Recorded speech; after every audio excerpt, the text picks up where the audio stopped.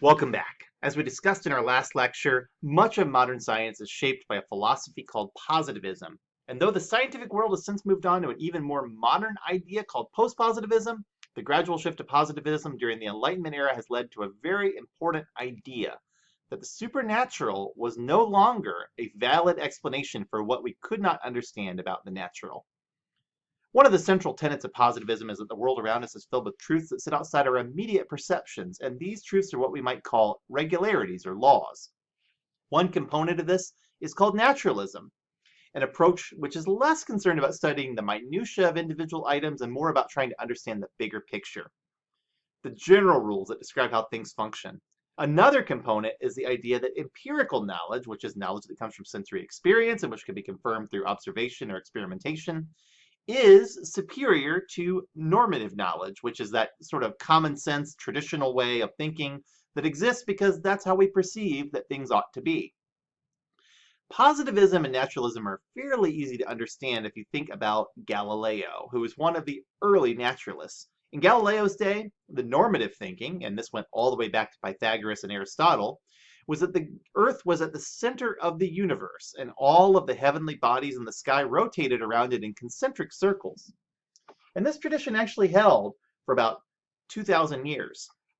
But there were times where the planets appeared to change speed, and it was obvious to anyone who spent time studying the skies that this behavior was abnormal.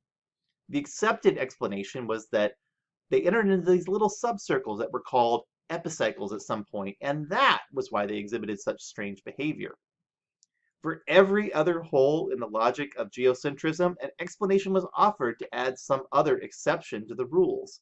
The normative knowledge was simple. The sun revolves around the earth because, of course, it does. We're at the center of the universe. Anytime the evidence showed otherwise, it was necessary to create an exception that allowed the earth to remain in its prominent place at the center of all creation.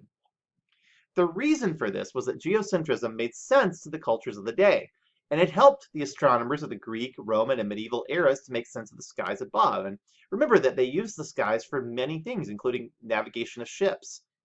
It lined up with scientific and religious thought as well, and they were often actually synonymous with each other during that time. But throughout the millennia in which geocentrism ruled, there were many dissenting voices who studied the skies and felt we actually lived in a heliocentric universe. That was one where the sun was at the middle of the universe, with a solar system around it where the planets were all rotating around the sun. Two notable scientists who proposed these models were Nicholas Copernicus and Galileo Galilei. Now, Copernicus was a mathematician and an astronomer, and in the true meaning of the phrase Renaissance man, many other things. And he began to question the ancient Greek view of the universe. He compiled numerous sources of data and argued that the universe could be much more simply explained if the sun were at the center of it rather than the earth, and that the reason that the sun, the moon, the planets, and the stars appeared to swirl around the earth was because it was spinning on its own axis as it orbited the sun. The problem was that, so far as the authorities of the day were concerned, this was all tantamount to saying God never created the universe. And since the authorities of the day in Europe were heavily influenced by the Roman Catholic Church, questioning their authority on matters of religion or science wasn't necessarily the best idea. And Copernicus's ideas were seen as dangerous doctrine as a result.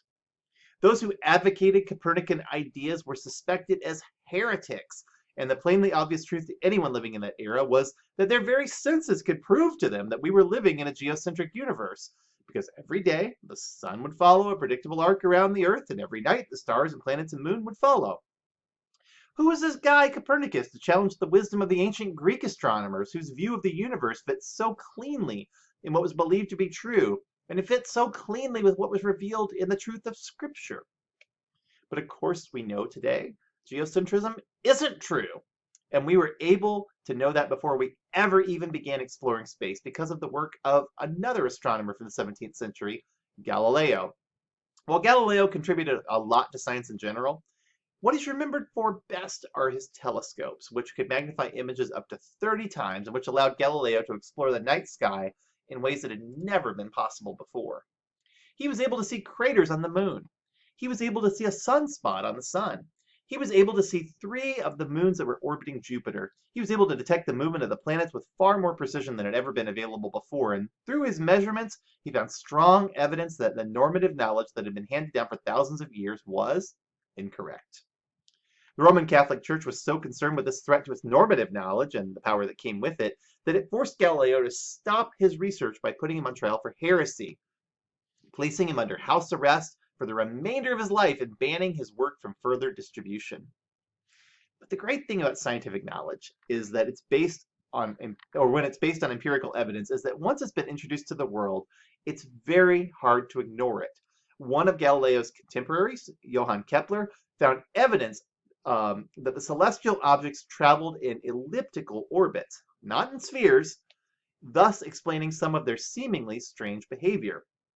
Kepler also introduced ideas from the burgeoning field of physics to astronomy, becoming, in the words of Carl Sagan, the first astrophysicist and the last astroastrologer. Later on, when the very notion of heliocentrism was disproven in favor of a universe in which every star was its own solar system and the Milky Way is one of 100 billion galaxies, it wasn't due to normative knowledge, it was due to empirical knowledge gleaned from an amazing set of scientific advances. It took 2,000 years to dispel the notion that the Earth was the center of the universe, but it only took another 200 years for humanity to begin to really, truly understand the scope and scale of the universe. And what I want you to take away from this little illustration is an understanding that science is more than just experiments. It's more than just observations. It's more than just a deduction from evidence. It's also more than a few statistical tools that you learned how to use in a graduate program. Science involves asking questions in a structured manner, looking for answers that are true no matter who the observer is, and seeking out universal principles that can inform further research. In this class, we are going to learn techniques that can be used for science, but they can also be used for pseudoscience. And I want you to think very carefully about using them as a means of acquiring useful information that has some scientific weight and rigor to it, not just for gathering a bunch of data to appease a client's insatiable desire to know the unknowable by listening to as many opinions as money can buy. Now, by the way, if you're interested in learning more about the philosophy of positivism, I should caution you that the 20th and 21st century science fields tend to have moved on to a philosophy of what's known as post-positivism. And this revised philosophy actually has a lot of relevance to what we do in marketing research, particularly when we begin talking about the idea that perception and reality are two very different things. Now, to summarize the ideas of post-positivism, we've basically reached a point where science acknowledges that all observation is fallible and that all of our theory is reversible. Science under positivism was enamored with reducing all the complexity of the universe down to one cohesive equation or set of equations, but we now realize that things maybe aren't as easy to reduce down to simple laws as we once believed. And even ideas that hold true for us in our everyday lives are due to forces that we can't see or understand at extremely small levels, behaving differently than we'd ever have imagined. So I'd argue that to a post-positivist, science is less about uncovering what we call universal truths, and it's more about constantly revising and refining our understanding of what is actually true. And that not only fits in with the modern methods of scientific inquiry, but it also makes sense of what we deal with in marketing research, where human attitudes and behaviors are constantly shifting as a result of changes in culture, environment, and technology. But post-positivism is also a big topic that's far outside the scope of this class. And so I'll simply encourage you to put it on your list of topics I'll learn more about when I'm finished with grad school. But where does that leave qualitative and quantitative styles of marketing research? These two labels are extremely important as well, and they don't cleanly line up in our positivist hierarchy. And there's a reason for that. Qualitative and quantitative research, as we use them in the social sciences, come from different fields, and their usefulness has as much to do with how they're being used as to who's actually using them. History plays an important role here, and as I'll discuss in our next lecture, these two methods of research are like long-lost twins, separated at birth, that grew up in separate disciplines, and which still have trouble coming together as a result of it.